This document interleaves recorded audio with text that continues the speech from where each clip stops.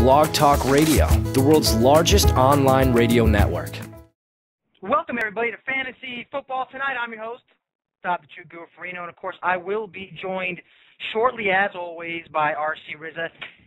This is going to be an exciting show. First of all, we're getting just closer and closer and closer to the start of the NFL season. We've got big, good things happening. We started our official draft for the fantasy website, Drunken Pirate Slap Fight Expert League. That's right, it's RC's league. You can, get the humor on it.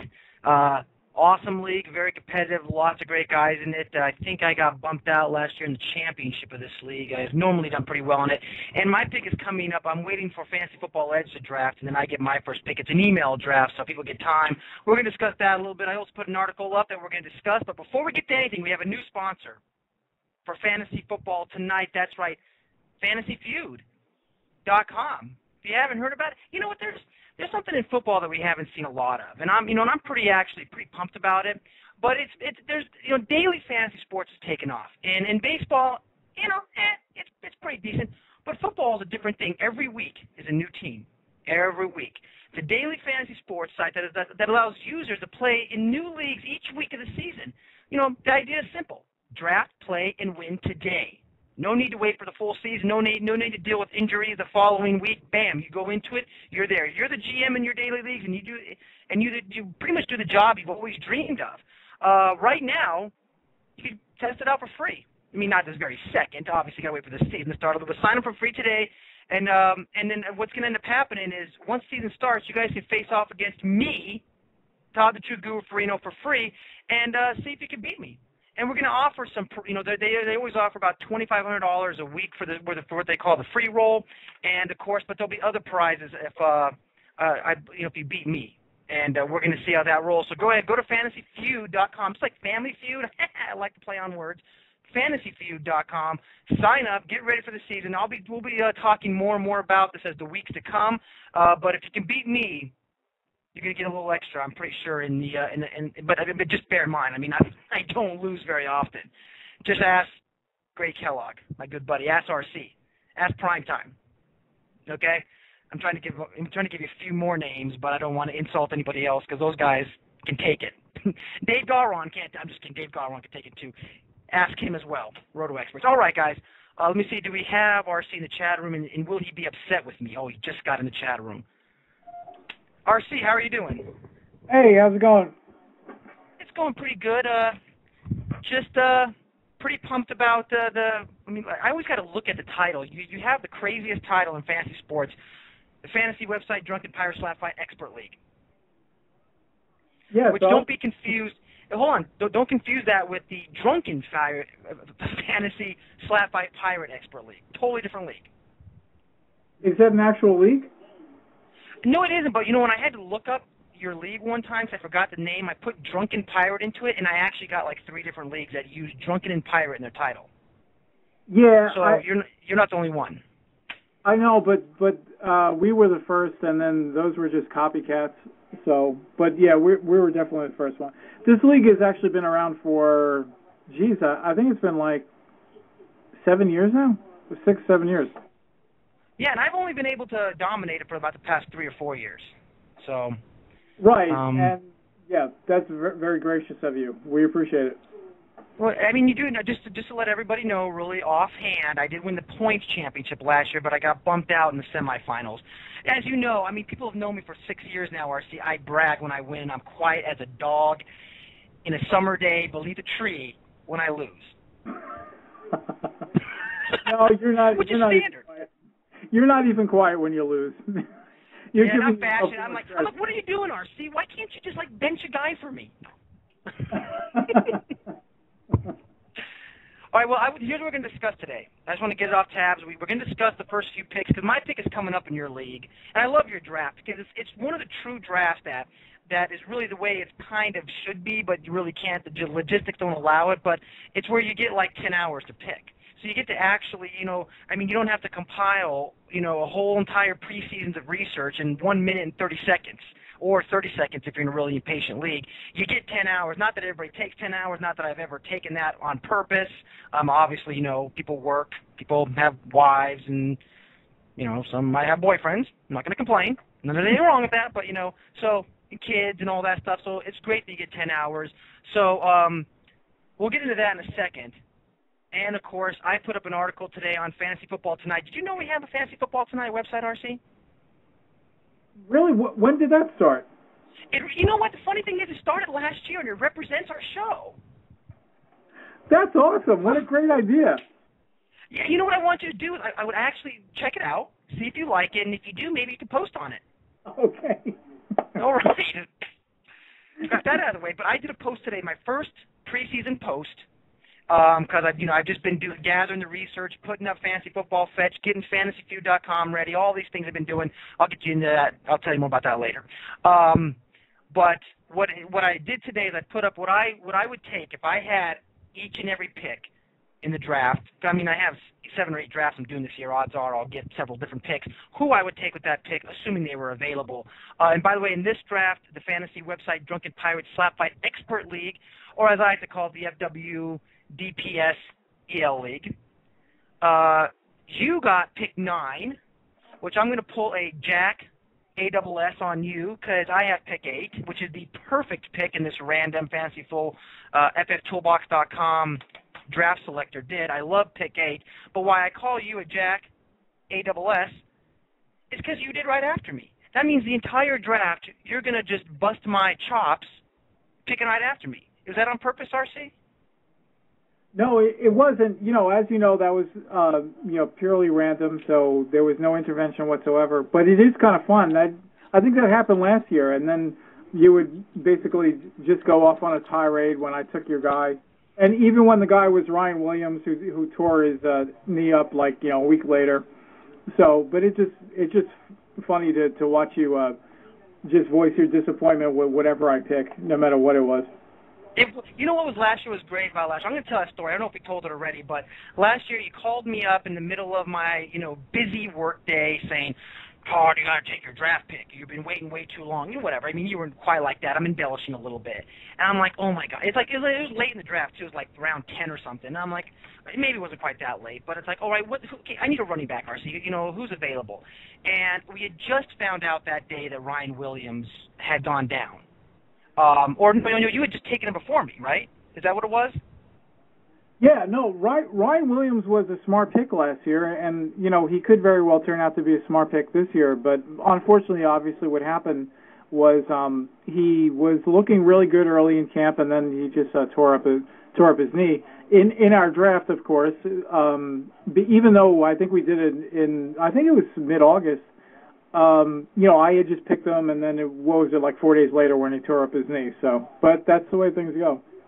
But so I didn't get but I think I was kind of angry at that point that somebody had taken Ryan Williams. I thought it was you, and I was really upset. And I said, okay, who's available, man? Who can I take?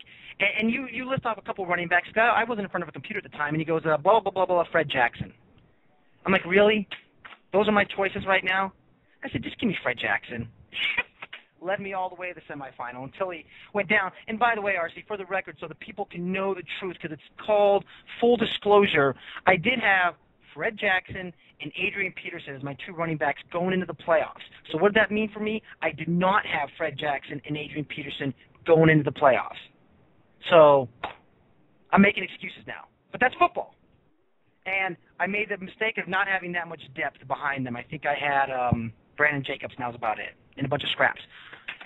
All right, well, let's get to some news. First of all, I want to congratulate King Felix Hernandez for a perfect game. Apparently, when you know what I found out about baseball, RC? When you take steroids out of the game, there's more perfect games and there's less home runs. Did you know that? Yeah, there seems to be at least a minor correlation. Seemingly, yeah, you could be onto something. All I know is I've seen more one-hitters, no-hitters, and perfect games this year than I think in any other year I've ever seen. So, and there's been a little bit of a power drop in some numbers, unless you're Mike Trout. But let's get on to baseball. I just want to congratulate good old King Felix. It's nice when a good pitcher does it, and not like a Philip Humber who does it, and nobody ever thinks about him again. All right, well, let's get to football. First of all. Well, just one more point about baseball briefly is that, and the Mets had a no-hitter, so if that isn't evidence of some kind of extra paranormal activity, then we don't know what is. That's right, the first one in history, right? That's right, yeah. Okay, where Primetime's telling me he's not seeing on fantasyfootballtonight.com the latest. Okay, do this. You know, we have a rotating little banner, you know, that rotates all the. But if you look down where it says Fantasy Football Tonight latest posts, there'll be one with DeMarco Murray. God, that man is sexy. And it says how to draft any pick in the first round. Okay, and, you know, and I haven't really displayed my first round strategy, RC.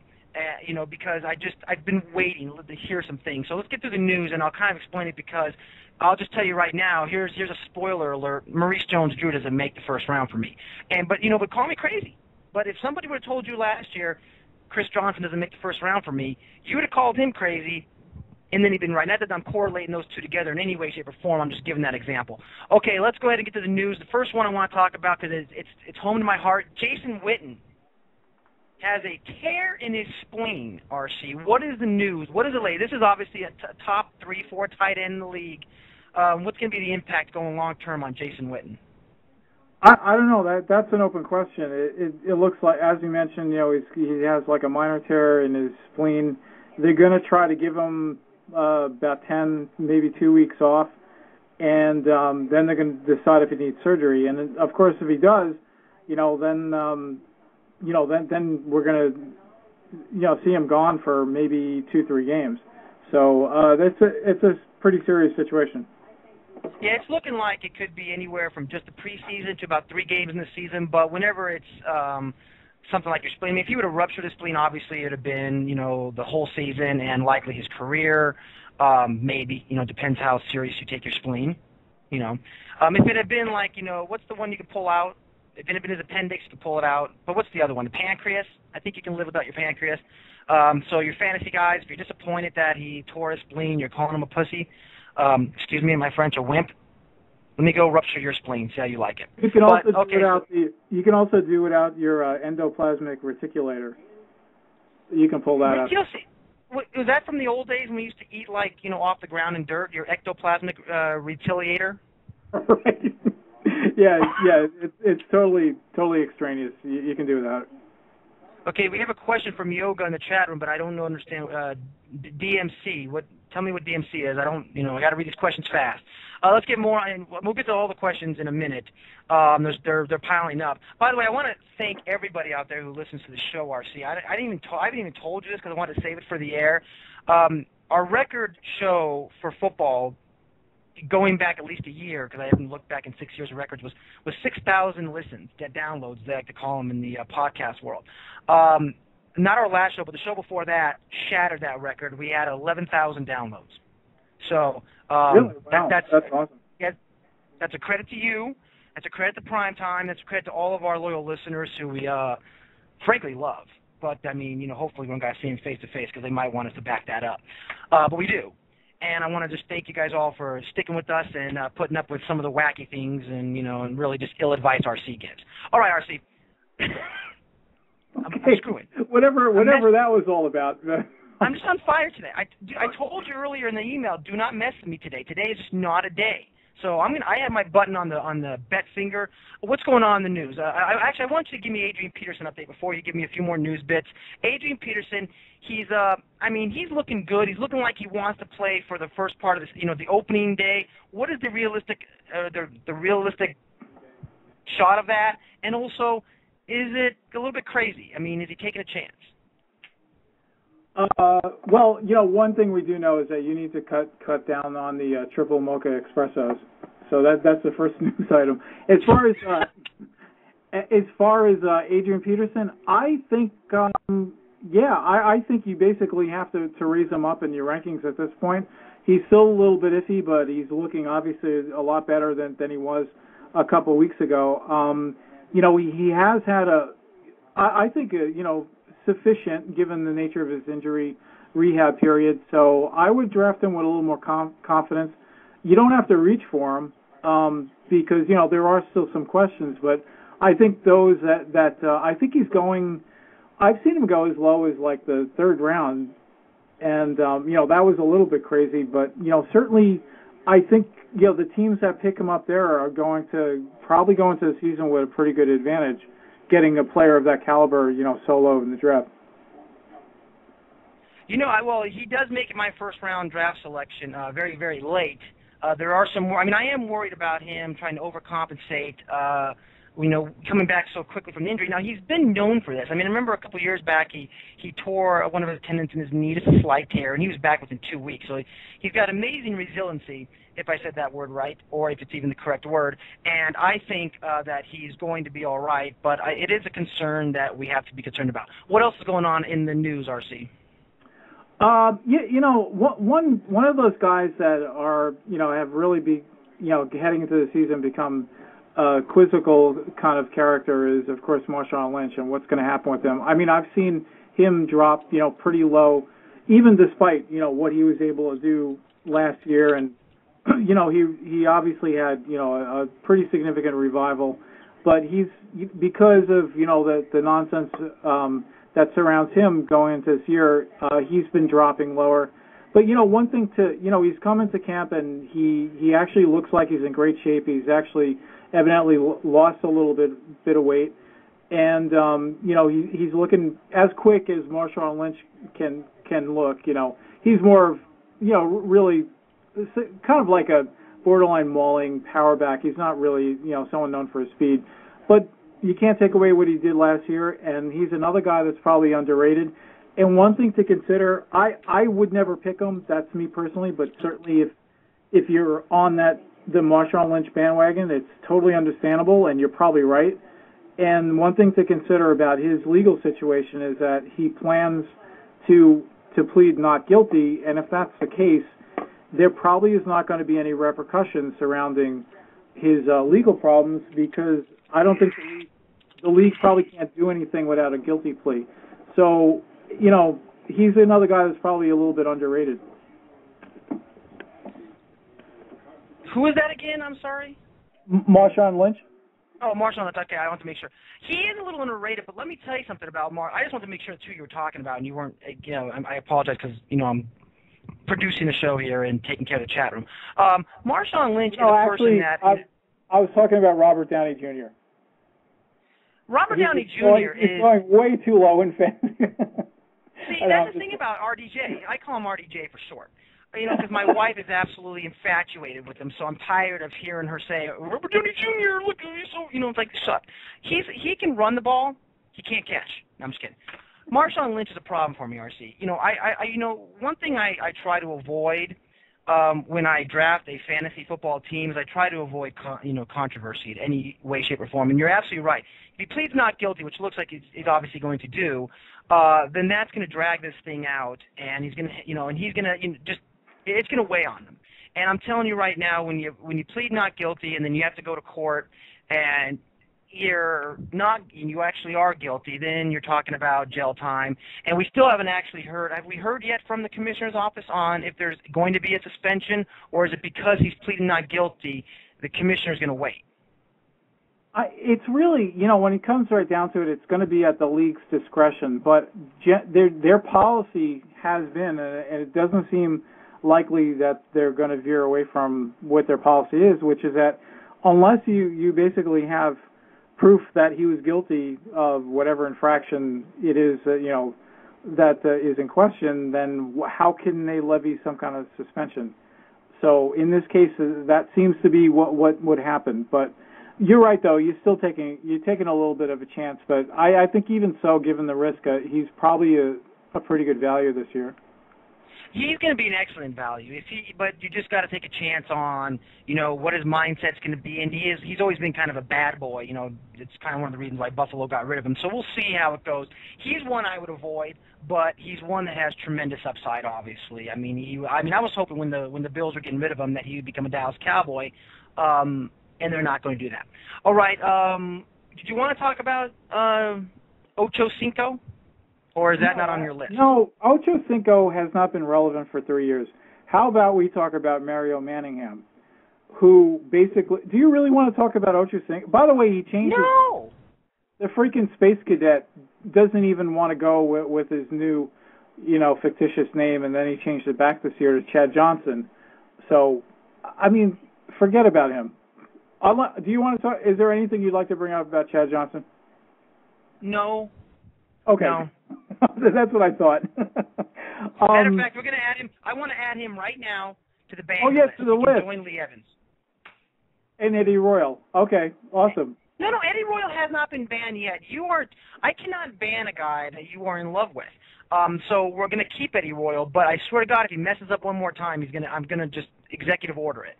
Yeah, and by the way, I'm not as fond of Eddie Royal at this point than I was like 3 weeks ago because he's still kind of struggling through his injury problems, which just seems to be way too persistent. So, but and that's enough time on Eddie Royal. Thank you. All right, good going. Move on. All right, broke the time here. But the obscure receiver that I do adore at the moment is Golden Tate. So just file that away. Anyway. And Titus Young. I know Titus Young fits in your little dream, so you got Titus Young and Golden Tate. Titus Young is getting a lot of buzz. For me, he's like a dwarf.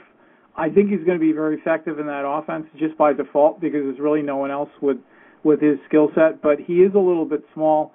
It remains to be seen if he's going to be able to make the impact that everyone's thinking.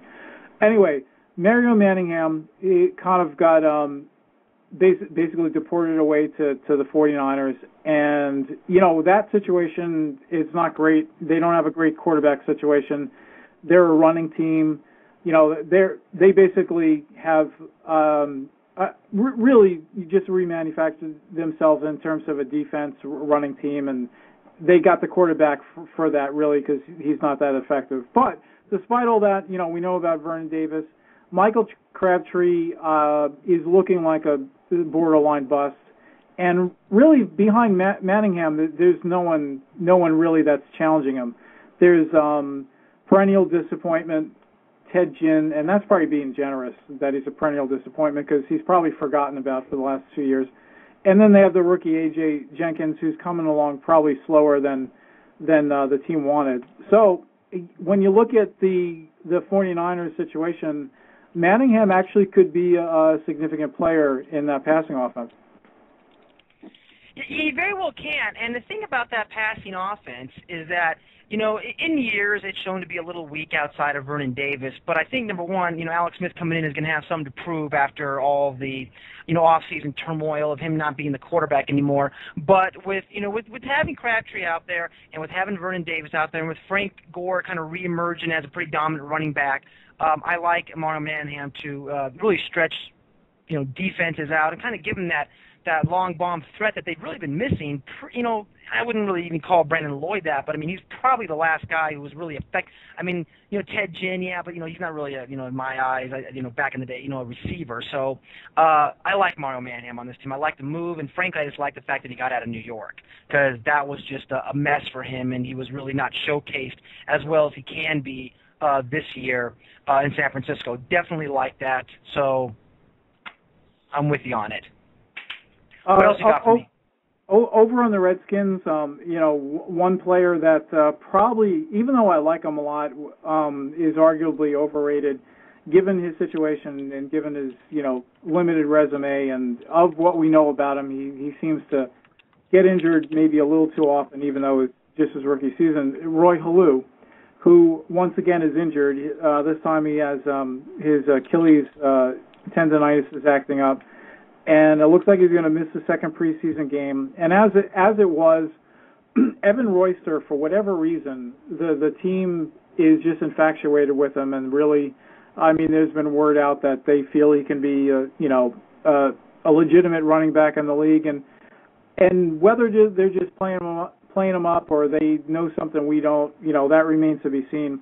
But anyway, I think you have to move Roy Halou down a bit because Royster at this point seems primed to be the starter there.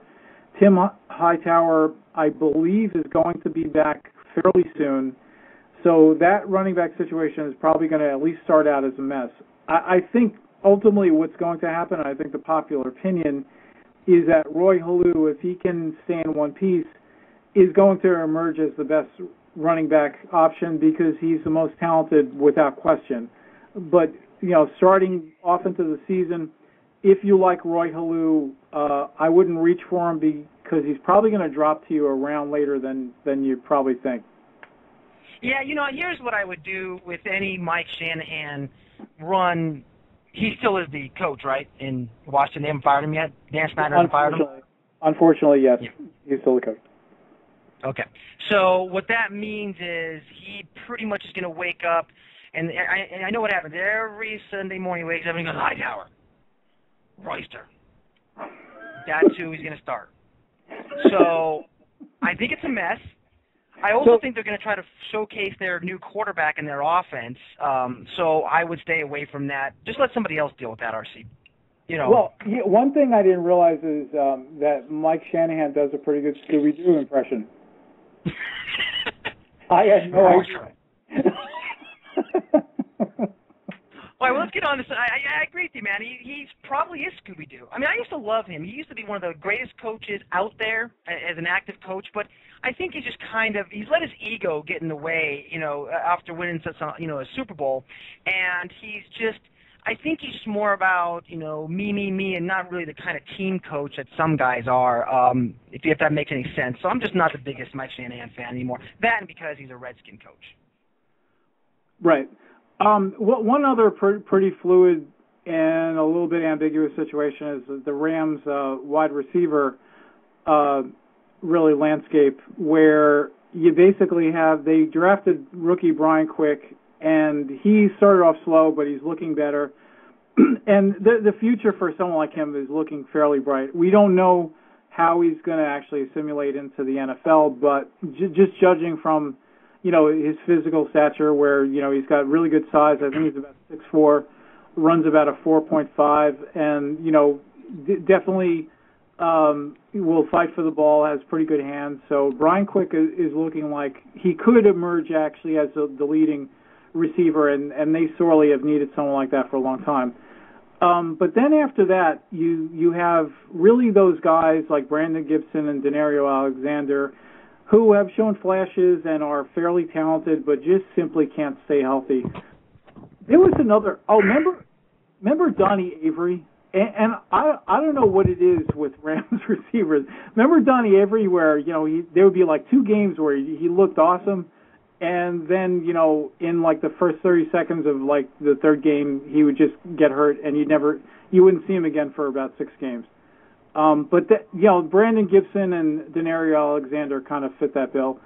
And so really the point here is that you got Brian Quick, Danny Amendola is probably, just from recent history, I think really their most reliable receiver.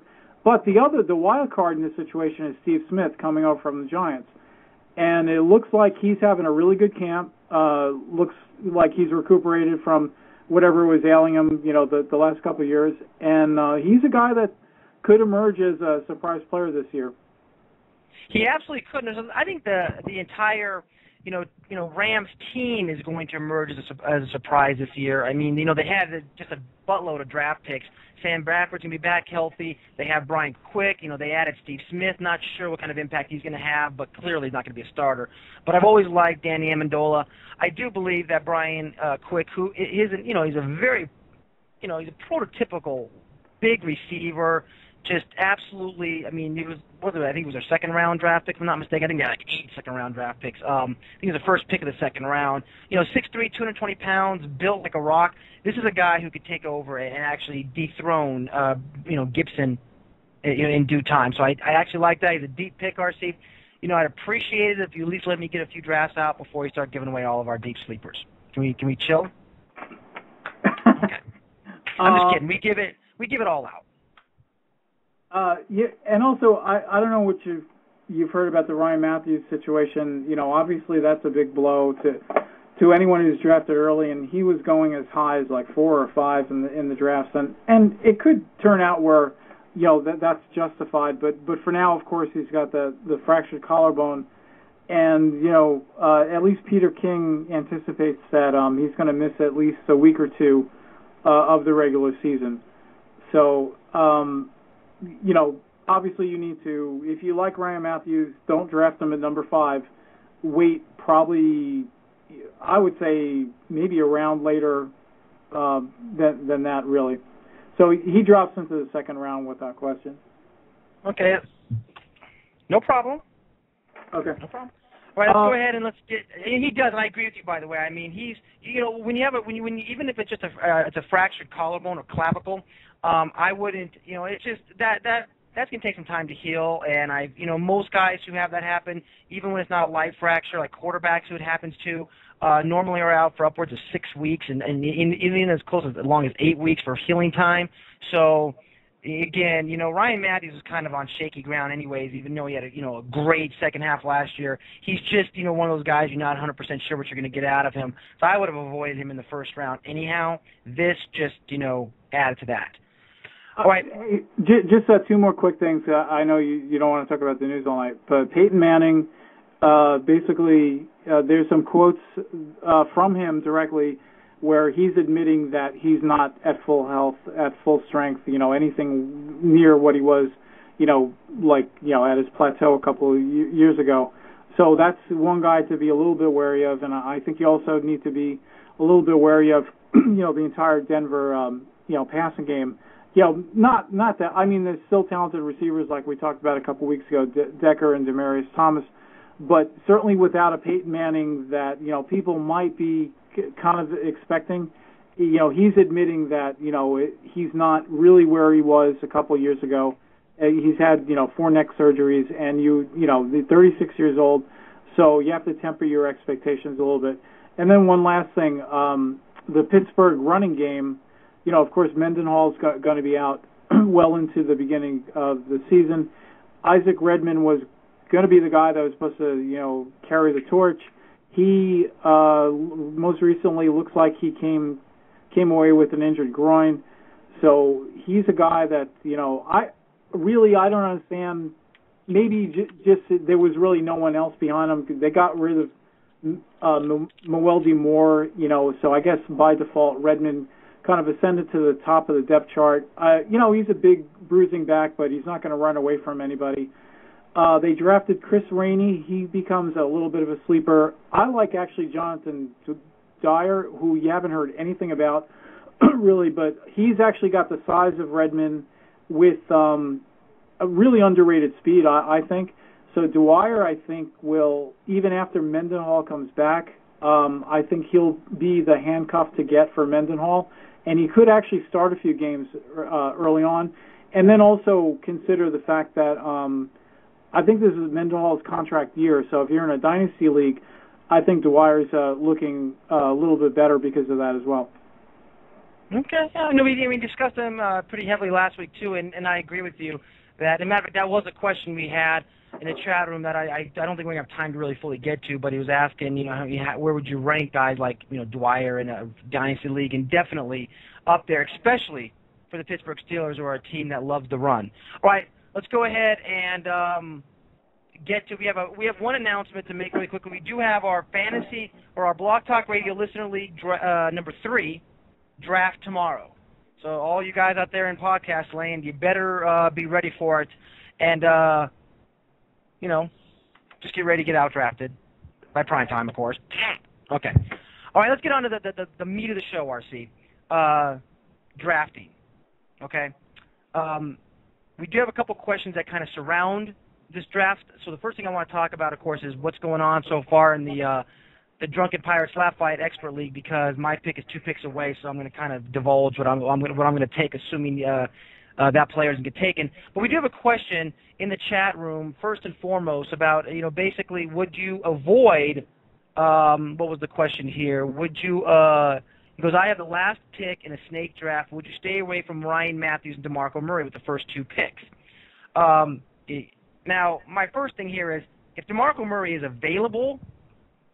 actually available for your 12th pick of the draft, yeah, I would snatch him up in a heartbeat and start typing the word steal 18 times on your little chat board. But Ryan Matthews, RC, that's the question.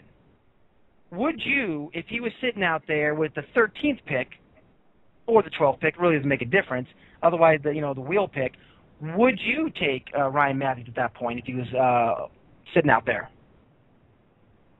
I would probably just play it safe, and I think really, at that spot, you might want to just go with like Forte, and maybe Murray if you like him. Richardson, I think is still a good pick.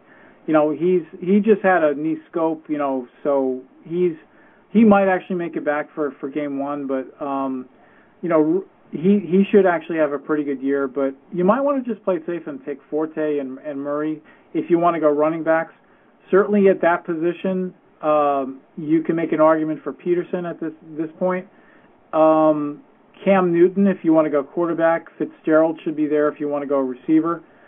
So it might be safest to. There are some deep value running backs you can get this year, so I think you can get away with. You definitely need to grab one running back at that spot, but if you want to go in the direction where you grab a difference maker in terms of quarterback, I think Cam Newton makes sense too. But if you want to go two running backs, I'd go Murray and Forte. All right. I think that Forte should be gone by then, but you know, a lot of people don't have as much confidence in Forte as I do. So great one there. I would definitely go. I mean, if you can get Murray and Forte, that's a tandem that, you know, as long as it stays healthy, is going to lead you to the playoffs right there. That's an amazing tandem to get with the first two picks. And that's why I love this year's draft, because there's going to be a lot of running backs available not only later in the first round, but really later in the draft. You're going to be able to find guys. So you don't have to stick your guns to, you know, the running backs, which has been the old school strategy, which, you know, I was part of the group of guys who kind of ushered in the, hey, there's some pretty good wide receivers and quarterbacks in the first round, which, like, I mean, which right now Aaron Rodgers looks like he's currently the third or fourth overall ADP pick, and I, you know, admire that because, frankly, I'd rather have him than some of the other guys in the draft. Let's take a look at what's going on with the fantasy. Oh, I'm sorry. Did we finish that question? Let me see what else we got in here. Let me take a look here. Okay, we'll get to these. We're going to get to the questions. We have a couple questions here from Prime Time, and then we got one for lockdowns in the chat room. God, he makes leaks. He makes me want to get up in the morning. You don't even remember last year. In the chat room during the draft, he's like, "I'm going to win." I put a stop on that one, didn't I? Yeah, I told you. You talk smack to the true guru. You're going to feel it for like years to come. Your kids are going to feel it. All right, RC. There will be consequences and repercussions. Oh, there will be blood. No, I'm just kidding. He's a fun guy. I love people who want to talk smack, any and at all times. Just keep it appropriate. That's it. All right, so here's so far the fantasy. This is an expert league that with some great people in it, RC. I mean, DraftCalculator.com, Fantasy Football Aggregate, Fantasy Knuckleheads. I assume that's Kurt. Is that Kurt? Knuckleheads? No, it's actually Ray Tannick. Ray. Yep. Fantasy Sharks Radio, Fantasy Sports Brain, Roto Professor, Fantasy Football Edge, of course, me and you, and then Fantasy Tailgate, Hattie. We got to get Hattie on the show, by the way. He emailed me. We'll get him on the show probably next week. And then, of course, Fantasy Sharks wraps it up. All right. Anyhow, so here's what the draft is going so far. See, we got Arian Foster, number 1 draft pick. Disagree with that one, but, everybody loves him. Aaron Rodgers with number 2. Excellent pick. I cannot disagree with Fantasy Football Aggregator with Aaron Rodgers. Ray went a little nutty with Tom Brady, number 3, but, in this league, I think having a good quarterback is very critical. Ray Rice, LaShawn McCoy, Chris Johnson. Now I'm waiting on Fantasy Football Edge. Now, if you were me, RC, who would you go with that 8th pick in this draft? I know I have 2 guys in mind, and I'm going to get one of them. But who would you go with? Who would I go? Geez. Yeah, you're not going to take. We know your opinion about Maurice Jones-Drew. Hopefully, for your sake, that's who he takes.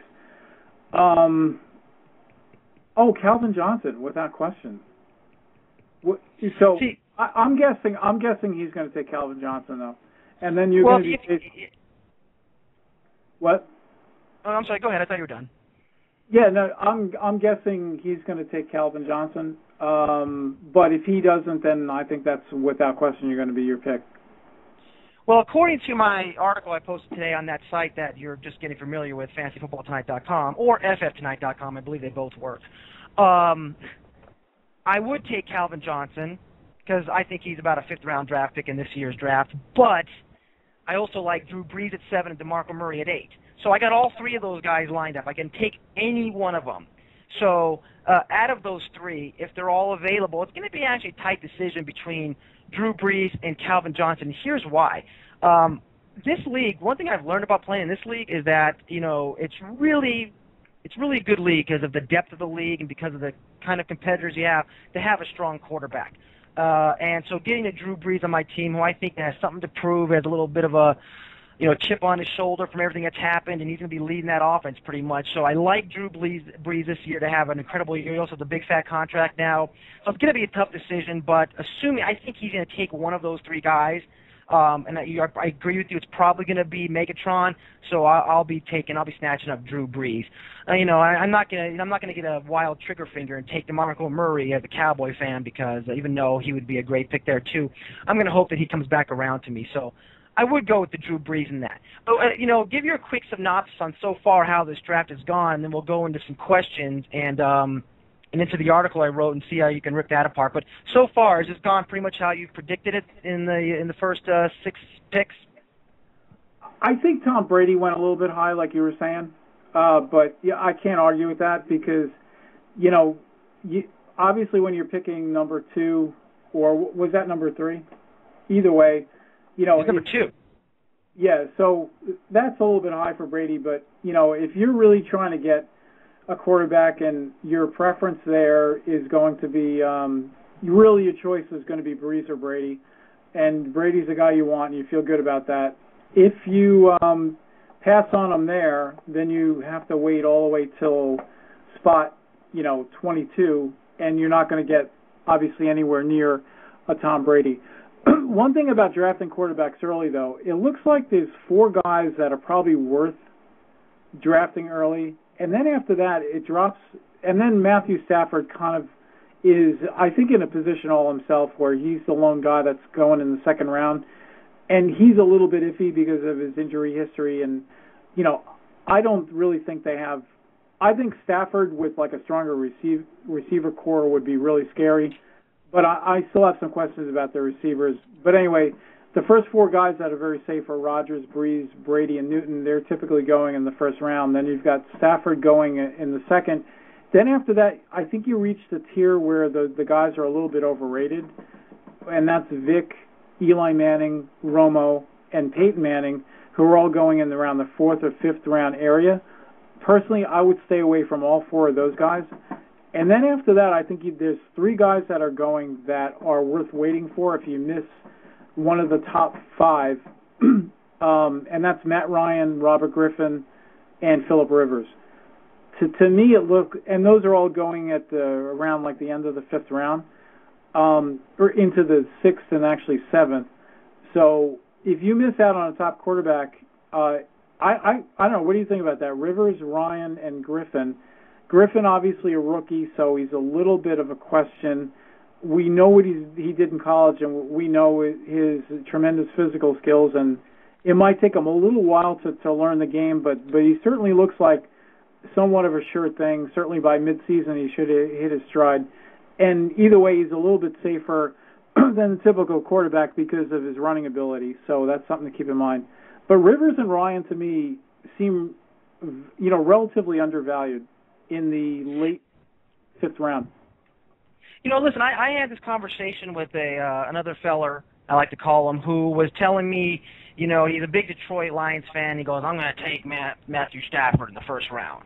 And, and I'm like, let me tell you something, man. You got to calm down on the quarterbacks. I mean, there is a certain point where quarterbacks can actually hurt your team where you take them in the draft. And, I mean, I would prefer, really I would prefer to actually leave the first round without a quarterback because of guys like Rivers, Ryan, Romo, and any other guy who has a last name starts with an R. I would prefer to, to get one of those guys. I mean, even after a brilliant Andrew Luck looked, I mean, he's going to make a great backup quarterback later in the draft and very well could end up putting up some points on your fantasy team on a bye week or an injury replacement. So, I mean, I'm looking at some of these guys out there, and I'm saying, you're right, RC, there is some serious value in the mid-rounds of the draft. I mean, once you get too deep into the draft, you better have a good quarterback on your roster. I've always, they're the leader of the real NFL team. They should be the leader of your fantasy team. But you don't have to jump for Tom Brady. I mean, he's going to have a fine season, but you could probably get equal value in another player a little bit later in the draft, like a Phillip Rivers, like a Tony Romo, like a Matt Ryan, or get very close to that value and get that great running back or that Calvin Johnson in the first round. So I definitely agree with that, and I definitely think that you can, wait and get some of those value quarterbacks. There's going to be plenty of them out there. I mean, even Jay Cutler. Who people are probably dismissing him. I mean, the Bears got a team that can make a run to the Super Bowl. I mean, one of the funnest divisions to watch this year from just an NFL perspective is going to be that NFC North. Got it right. And between the Bears, the Lions, and the Packers, it's going to be a great show to watch between those offensive gurus, those offensive just juggernauts. But so we'll definitely see how that goes. All right, let's go ahead and I want to get to some of these questions here. Let's go ahead and do this question really quickly because we're gonna probably go a little long tonight. Primetime asks, who do you think can be a top 10 player that is not getting drafted in the first round? Now this happens every year, RC. I mean, every year you see guys like last year was Chris Johnson, for example, just absolutely stunk it up. He was a top pick. Obviously, somebody else had to fall into that first round category. We've seen it happen in every fantasy sport. There's two guys that I like a lot that I think are top 10 players that aren't being taken in the first round right now, and that is Matt Forte and Jamal Charles. Those are two right off the top of the bat that I'm going to tell you. They're going around 15 and 16 are the current ADPs. I can even go even a little further down and and tell you that we'll just keep it at those because. But I mean, I think the fact that people are waiting to pick 16 to take Jamal Charles is crazy. Kansas City's putting together a very good team. They're a run-based team, and Jamal Charles, before he went out, he was putting up 200-yard games like it was candy. That guy's going to definitely be a number one draft pick again next year, as long as, of course, he can stay healthy. You always got to put that tab on every running back. Health is key. Who do you think is going to be a top 10 player by year end who isn't going in the first round? I think Forte is close enough to the top 10 where that's not too much because he really is going probably early second round. So for me, that wouldn't be too much of a surprise. But I agree with you, that's possible. Jamal Charles is definitely capable of it. I'm just a little bit scared of his durability and his lack of size. But certainly if he was able to play an entire season, he's a very dynamic running back, and there's not too much behind him, so, he's going to get a lot of snaps. The guys for me that, if you want to go running back that I think is being, probably severely undervalued, it might be Steven Jackson, who, is 30 years old, and I never like to go with older running backs, but I think, they're going in the right direction in St. Louis. I think they're going to have a more potent passing game. Steven Jackson has always been a workhorse. He's more dependable than the average running back. I think he might have a last hurrah where maybe not top 10, but certainly going in the middle of the third round is too low for him. The guy that I think is going to be top 10 who's undervalued is Julio Jones. I think Julio Jones is going to be the passing game at Atlanta, and with a great quarterback like Matt Ryan throwing to you, that duo right there is going to be pretty. They're going to tear it up this year, I think. Ryan and Julio Jones. Absolutely. And the thing is, there's a lot of guys I can look at and say these guys could have incredibly good years. I mean, you could look at Matthew Stafford. Could Matthew Stafford become a top 10 player and therefore kind of start sneaking into that first round next year? I highly doubt it, but I think he could certainly get that. I think that, it's kind of insane that Adrian Peterson's fallen out of the first round because of his injury, but he's a little bit close. And so there are other guys, is there a possibility that guys like, rookies like Doug Martin could sneak in there? That's a crazy call right now because we just don't know. We haven't seen him play. A guy that I think that very well could is A.J. Green. Right now, he's going around the late round. The late third round. I think there's a guy who, as long as he can stay healthy and as long as he can keep up with, keep that chemistry going with his young quarterback, he can certainly move into the first round. But it's one of those things we have to wait and see on it. Now, he did also ask another question about what are some backup running backs that we think will have a fantasy impact this year, a heavy fantasy impact. They'll be like little gems you can get. We've already talked about Dwyer. And who else is on your hit list? I mean, Rashard Jennings is clearly a guy that's got to be on everybody's radar with Maurice Jones-Drew, basically still putting up a fight about his contract. Who out there in the backup running back land do you like as making a big impact on fantasy rosters for 2012? I think, going back to the Rams, Isaiah Teed, who looks like he might be the heir apparent to Steven Jackson. He's not the same kind of running back, but he's really done that, maybe like a little bit more like Marshall Faulk. Excuse me, choking on my green tea. A little bit smaller back, very good receiving skills, very good in open space. He's a guy to keep an eye on. I think also David Wilson with the Giants looks really good. I wouldn't be surprised if David Wilson becomes the primary back. Actually, he's being considered really only as a handcuff at this point in time, but he seems to be the guy that's going to take over the backfield for the Giants. There's some guys even further down that, for example, Shane Vereen, who you can get in around the 14th round, who it might be the better back than Stephen Ridley. Honestly, once again they have different styles. Stephen Ridley is more of a big power back, not a lot of speed, but he prefers to knock people over. Vereen really looks to me like more of a complete back, where he's not really that small, but he runs very effective in between the tackles for his size. I think and it's not like he's small. I think he's 5'10", 215, something like that. So he's pretty good size, but a lot more speed, a lot better lateral movement. So Shane Vereen, I think, could actually turn out to be a great value. Another guy, Alex Green with the Packers. Packers have had all kinds of problems with running backs.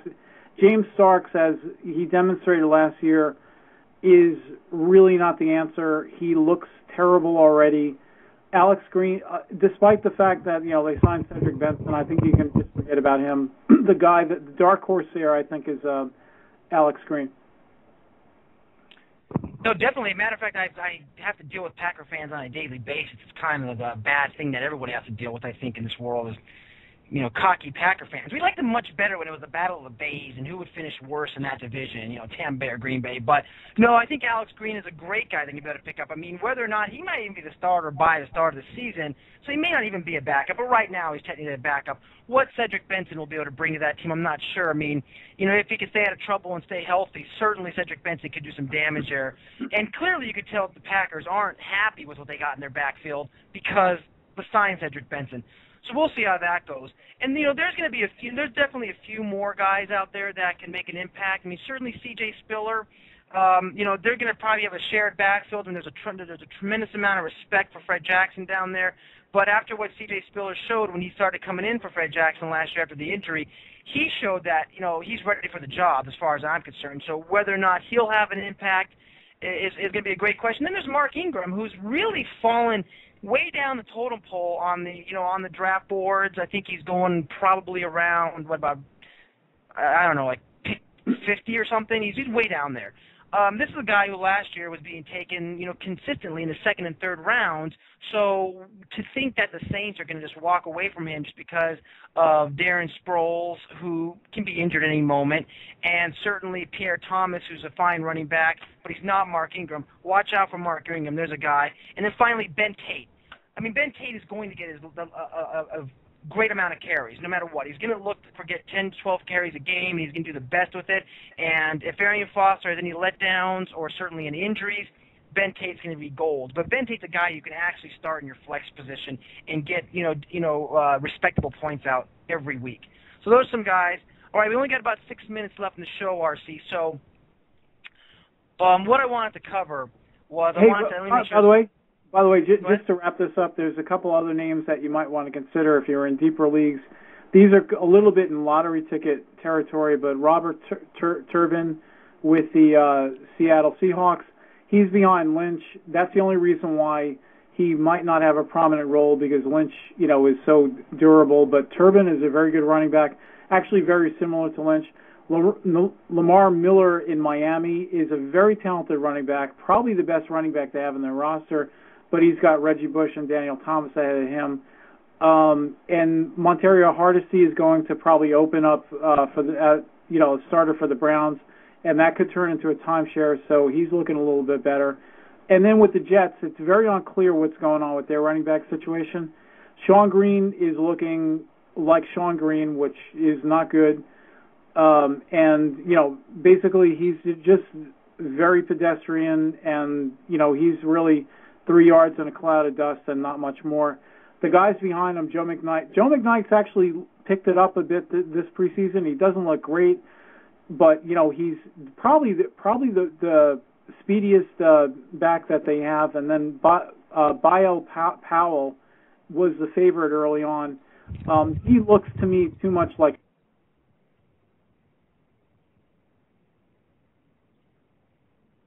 Could actually somewhat legitimately take over at least somewhat of the Tomlinson role in New York. All right. Really quickly, your Fantasy Football Edge did pick. They did take Megatron, and I followed up while you were speaking with Drew Brees. I stuck to my word, and I'm the proud owner of Drew Brees, a bright, shiny gold Drew Brees in your league. Okay, so we got about 4 minutes left in the show. Here's the article that I wrote, RC. I had a draft with any pick in the first round. Okay, because I kind of want to say, hey, it's like, because people ask, what do I do? I have the second pick. What do I do? I get the 5th pick. Well, I don't, it's kind of hard to know because I don't know what's coming first. But this is what I would do if I had to pick. Pick 1, RC. I would take Ray Rice. This is, by the way, PPR leagues. I just do PPR leagues because that's 80-90% of the leagues. But I said Ray Rice is the overall number 1 pick, and here's why. Number 1, he doesn't have Ben Tate behind him, and he's in an offense that's committed to him, pass or run. I mean, the guy got 74 catches last year, and he does that on a consistent basis. And they are a team, though, that's really run first, pass second, as opposed to Arian Foster. People don't consider it. I mean, Arian Foster didn't have the greatest year last year. Obviously, he had some injury woes.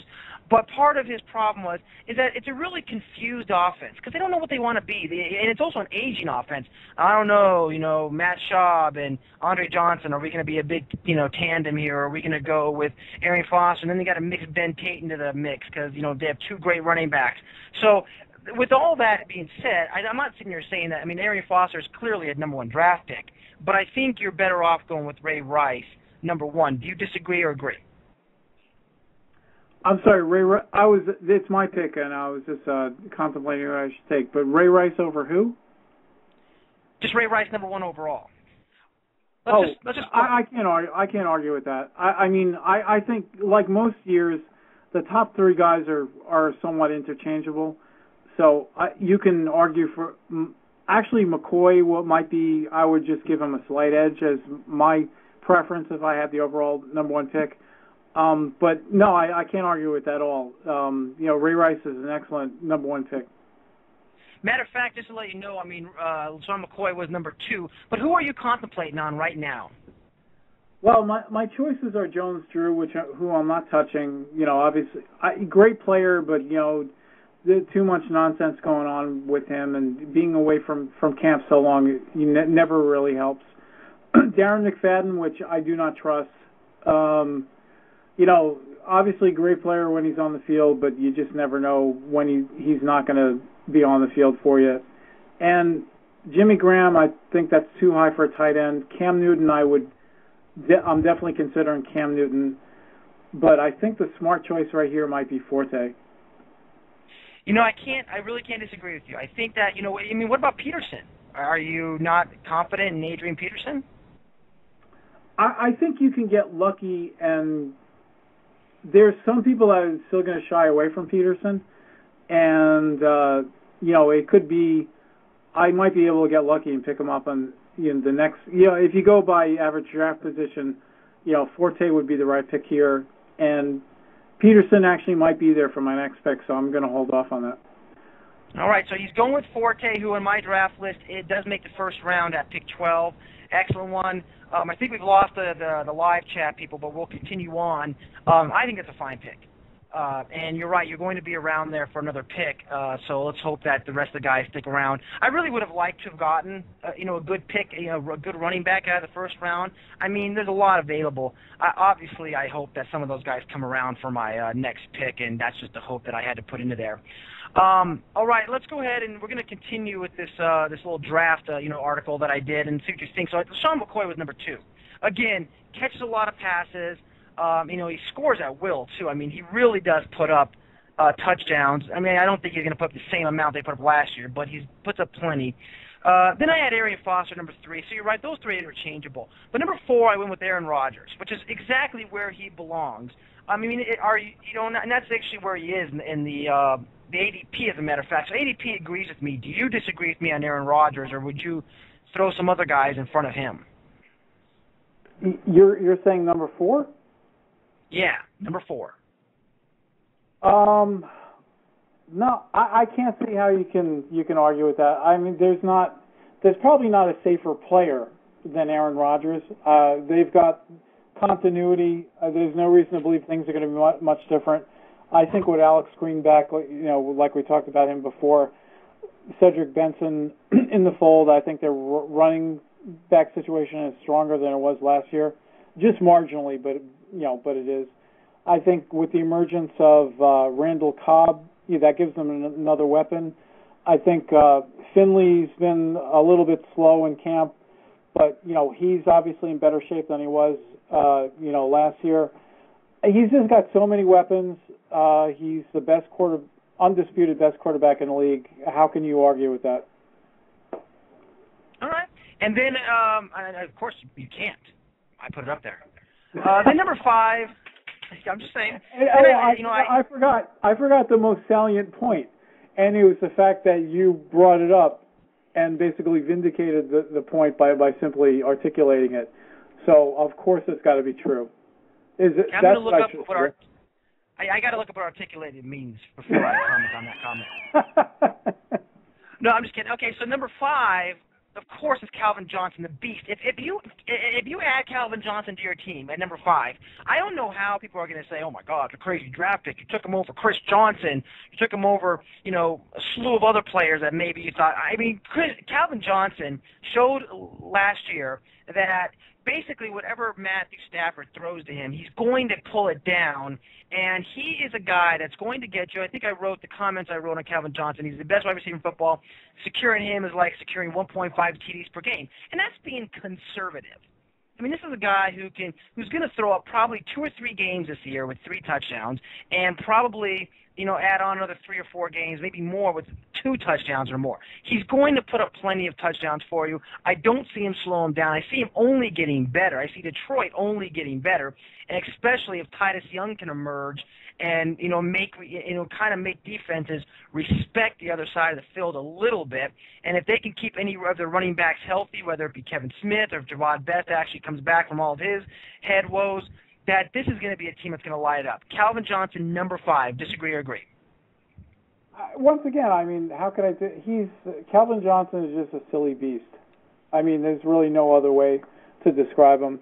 He's just too much of a handful for really anyone to cover because of his size. He's a bulky and tall receiver, and then when you throw in the fact that he's also very intelligent with his routes, and he has great hands. And the thing that sets him apart and makes him very similar to the last generation of receiver like him, Andre Johnson, is he's got that silly speed as well. So when you have that kind of combination, yes, definitely, I would take him at number 5. All right. How about number 6? This is where I did throw Chris Johnson back in the list. Chris Johnson, he held out last year for about 2 or 3 weeks. It was I forgot how long it was. That's unimportant. But he obviously wasn't himself. Finally got his big contract. He's coming off a bad season, and I think he has a lot to prove this year. And I firmly believe that he's going to have what I would consider a monster year, which would be at least breaking 1,500 yards and double-digit touchdowns. He can also catch the ball out of the backfield and do great things with it there. Clearly a great pick at number 6, unless you disagree. I'm a little bit surprised he's going that high because of the epic disappointment that he was last year. But if anyone is going to make a comeback, it's going to be Chris Johnson, and if he does that, it's going to be in a big way. So it seems to be kind of like priced in, and I'm a little bit surprised at how high he's going. But I think there's a really good chance he's going to perform like a number 6 pick. Yeah. Okay. Number 7, I have Drew Brees. Again, I mean, a lot of people are not putting Drew Brees on that top. What would you call it? The top, the first-round draft picks. Matter of fact, Drew Brees' current ADP. Let me see, where does it have him at? Drew Brees is currently, his ADP has brought him down to about pick 11, so he is making the first round. I think he's pick 7, and I just took him at pick 8. I mean, do you feel that Drew Brees shouldn't be a first-round draft pick? Personally, I wouldn't take Drew Brees in the first round. I would put Cam Newton there. But, once again, he's just so good, and, he's really just I don't think he's in his prime, but he's certainly near enough his prime where even with, I think, the obstacles they're going to have in New Orleans this year, I think he's probably going to warrant that position. My preference would be Cam Newton, only because of the added potential of his running ability. But no, that's not a bad spot for him. Okay. And I understand that. I mean, Cam Newton is a fine quarterback. The only problem with Cam Newton is he doesn't have the greatest team built around him. That's the concern. I mean, he has a little bit of a running back controversy between Stewart and Williams. And then, he really only has one very good receiver who's getting a little long in the tooth in Steve Smith, who's going to be fine this year, but still, it's still Steve Smith. So that's my only concern with him. I mean, obviously he runs the ball great and he runs in lots of touchdowns, but that's why I would keep him out of the first round. But you're right, after this season, he could definitely be in the first round next year. Number 8, and people are going to call me, I'm loving my own team here, but DeMarco Murray. I mean, he does have injury concerns, but tell me a running back that doesn't have injury concerns. He's also, I mean, if you look at what he did last year, he not only caught the ball out of the backfield, but he also dominates because he's a downhill runner, pounds through people. And his injury last year wasn't one of those, I pulled a hamstring and I was out 3 weeks. I mean, he fractures his ankle. He got tackled in an odd way, and I believe against the Giants, and fractures his ankle. That happens. But this is a guy, RC, who the Cowboys are frankly going to need. And I believe the game plan this year for them, they're going to change it. They're going to say, listen, we can't have Tony Romo throwing 40-plus times a game because that just creates problems. We need to work in a running game, and I think you're going to see DeMarco Murray getting 25 carries a game, if not at least 20 carries a game, and putting up outstanding yardage and getting in the end zone. And I also will predict that he'll catch 60 passes this year. If you want to disagree with me, RC, go ahead, and I got my hand on the button right now. No, I can't. I love DeMarco Murray. I loved him last year. There's no reason to shy away from him. I mean, there are some minor drawbacks, one of which is that I don't think the Cowboys' offensive line is really that as strong as you'd like, and they're in a little bit of a tough division with the Eagles and Giants. But other than that, no, I can't argue. Number 8 seems like it could be the right place for him. Okay. All right, and then number 9, I said, so if you have the number 9 pick, and this guy's available, obviously you can just move it up or down depending on what happens in your draft. I mean, if this guy's not available, go with number 10, pick at number 9. But Darren McFadden, RC, I know, you worry about his health. But again, you have to worry about DeMarco Murray's health. You got to worry about Arian Foster's health. You obviously have to worry about LaShawn McCoy's health. There's a lot of guys, Jamal Charles, Matt Forte, all these guys have health issues. But when Derek McFadden is on, he is absolutely lights out. And I think that if you're sitting at the number 9 pick and those first 8 guys are gone, why not take Darren McFadden? I personally wouldn't, and that could be a mistake, and I'll admit that. But I just don't trust him. There are a couple things to like about his situation. Michael Bush, of course, is now in Chicago. He was the biggest threat to McFadden's playing time. Now they've got some smaller. Taiwan Jones behind him, who really can't compare. He's not durable enough to be a 3-down back. So if McFadden stays healthy, I can't disagree with that. He's going to have a great year. Okay.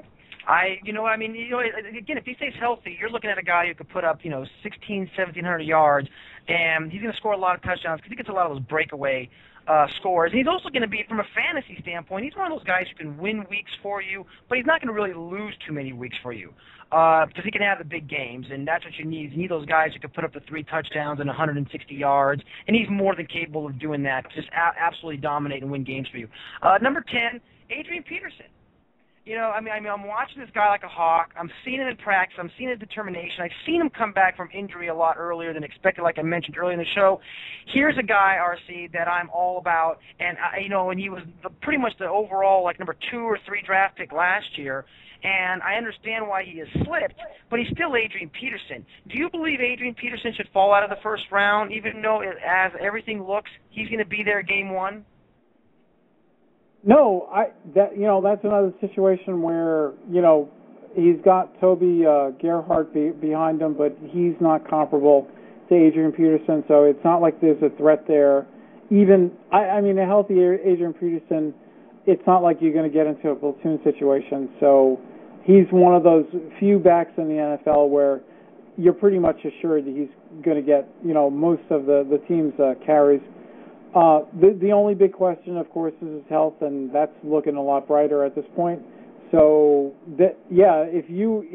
I would prefer to get him, in the second round, like we talked about before. But if you're feeling good about Peterson, you grab him there. You're probably not going to be disappointed. Yeah, absolutely not, especially if you get him with pick number 10. That's going to be a great pick. Like I said, there's a little bit of risk involved, so you got to kind of hold back a little on him. The next guy also has risk involved, coming off an injury, pick number 11, Jamal Charles. Have people forgotten about how dominating this guy was? And he's on a team last year in Kansas City who started real slow but came on strong. They have a decent, good ball control quarterback in Matt Castle. They have a great wide receiver in Dwayne Bowe, assuming he plays, Dwayne Bowe's standards, it doesn't be a big baby. They have I'm blanking on the other young running back. I'm about to say Doug Baldwin, but I think I'm confusing him with is it Baldwin? He's Doug Baldwin's Seattle. Is that Seattle? Doug Baldwin. No, but you have Baldwin right. Jonathan Baldwin, the other receiver on the other side.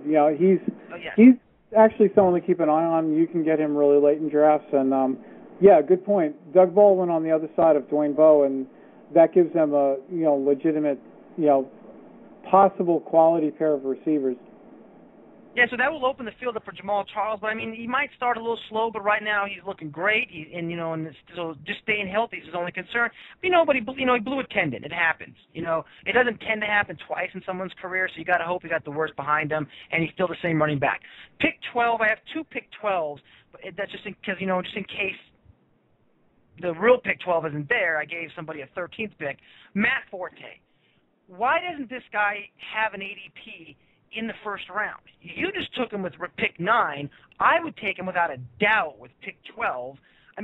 He's a guy who catches the ball out of the backfield, so you're going to get 50-plus catches out of him. He's on a team where, he's going to have, he has a little bit of a shaky, offensive line. If there's anything bad I would say about the Bears team, I would say it's their offensive line, but they're doing what they can to improve it. But even last year when he didn't have it, he still had a great season. The big cut on Matt Forte, the dig, as you might say, is that he can't punch it in from the goal line. But I don't blame Matt Forte for that. He's a big running back. He should be able to pull himself over the 1-yard line. It's that offensive line. That is the only dig I have on Matt Forte. Obviously, you're okay with him at pick 12, but what are your concerns about Matt Forte overall? I think there's some more uncertainty. I'm not sure that you can really depend on his numbers catching passes out of the backfield, because remember, they were operating in Mike Martz's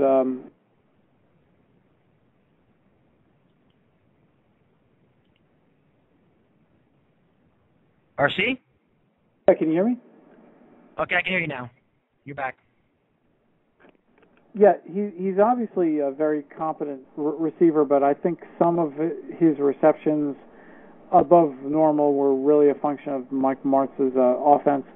You can also argue that some of the reason, and you're right to bring up the fact that he really did not demonstrate the ability to punch it in from short yardage. But once again, that could have been Martz's fault. He really, his competence in terms of like an offensive coordinator was, creating a lot of distractions, a lot of movement, in the passing game. Maybe he really wasn't designing plays that were meant for short yardage, and Forte got a bad rap about that. But the one thing to be concerned about is different offensive coordinator. You really don't know how Forte is going to be used. I think there could be a drop-off in passes. And then now he's got Michael Bush as his backup, who is a legitimate threat. That could very possibly turn into, maybe like a 50-50 timeshare. So there are some questions about Forte. I understand why he's dropped, but to me, he's still, one of the more reliable options. Okay, I couldn't disagree with you at all on that. The final guy that I put in case Forte wasn't available is, of course, Tom Brady. I mean, again, this is a guy who had an off year last year, some people would consider, and he threw 39 touchdowns. They've obviously added some depth at wide receiver position by adding Brandon Lloyd. They still have, of course, Gronko and Wes Welker and company and Hernandez. They're also going to be going with a different running game, which I think is actually beneficial for the Patriots because they don't, frankly, need a running game. Do you like Tom Brady at pick 13, or is that a guy, which, by the way, he went pick like 4 in the Slap Fight League? Where would you place Tom Brady at? I don't understand why you like Tom Brady.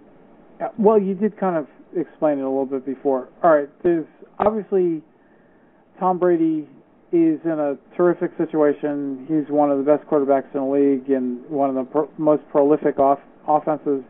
He's also, I believe, they brought Josh McDaniels back, and he, of course, made that offense. That's really where McDaniels got his notoriety, was working in that offense. He had that record-breaking year. So things are really looking great for Brady.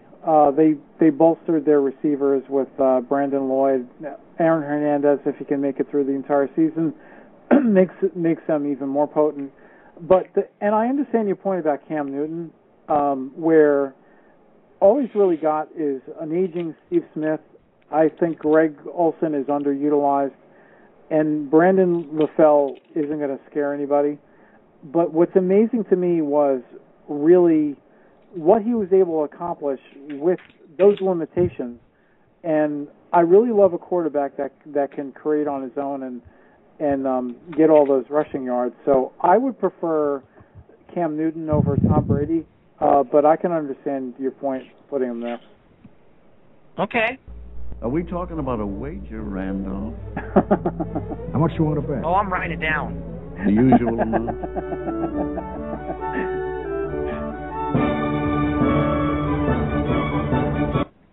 Okay, straight fantasy points. We have a bet: Tom Brady versus Cam Newton. You said it. I don't even.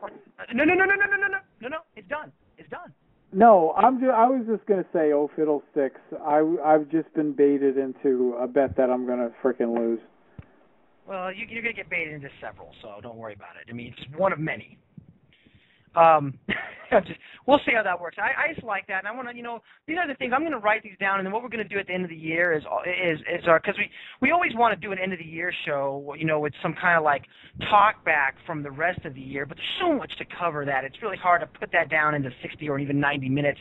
But one thing we can definitely do is go over all of our bets and just see how those things panned out. So, and then we'll just collect after that, the $1.